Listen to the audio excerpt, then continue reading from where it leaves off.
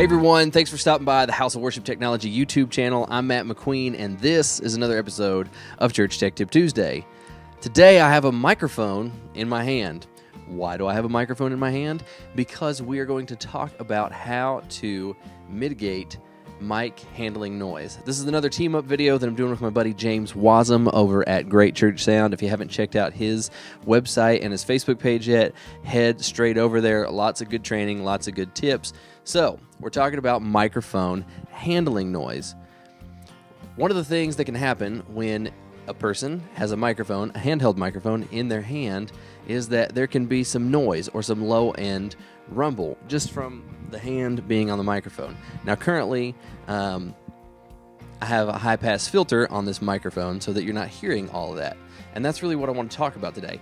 How can you stop low-end rumble on a microphone? You can use a high-pass filter. Basically, what a high-pass filter is it's confusing because it's a high-pass filter, but it's really a low cut. You're going to cut all the low frequencies below whatever frequency you set the high-pass filter on. So, for example, if you set your high-pass filter at 100 hertz, then everything from 100 hertz and down is going to be cut off at a certain slope from the frequencies that the microphone is picking up and reproducing through your sound system. Now, some boards, if you've got an analog console, they're going to have an HPF button or a low-cut button that says 85, or some say 100, or some say 80, and just engaging that button, it does it for you automatically. This is totally different than the low knob on your mixer, because that's typically going to be a bell curve with a set bandwidth. So the high-pass filter is a totally different ballgame. It's going to cut everything from below.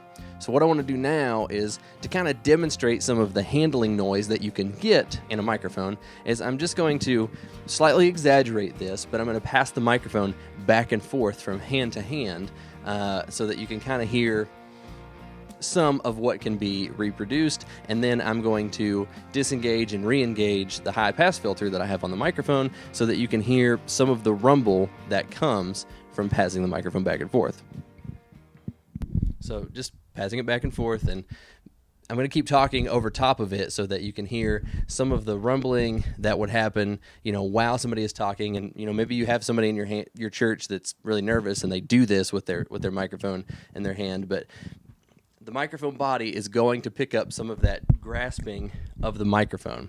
And so when I turn the high-pass filter off, you're going to hear it. And when I turn the high-pass filter back on, it's going to be less. Now, it's not going to get rid of everything because these sounds have harmonics and they're going to go up into the upper frequencies, but it is really going to help you get a much cleaner sound to use that high-pass filter.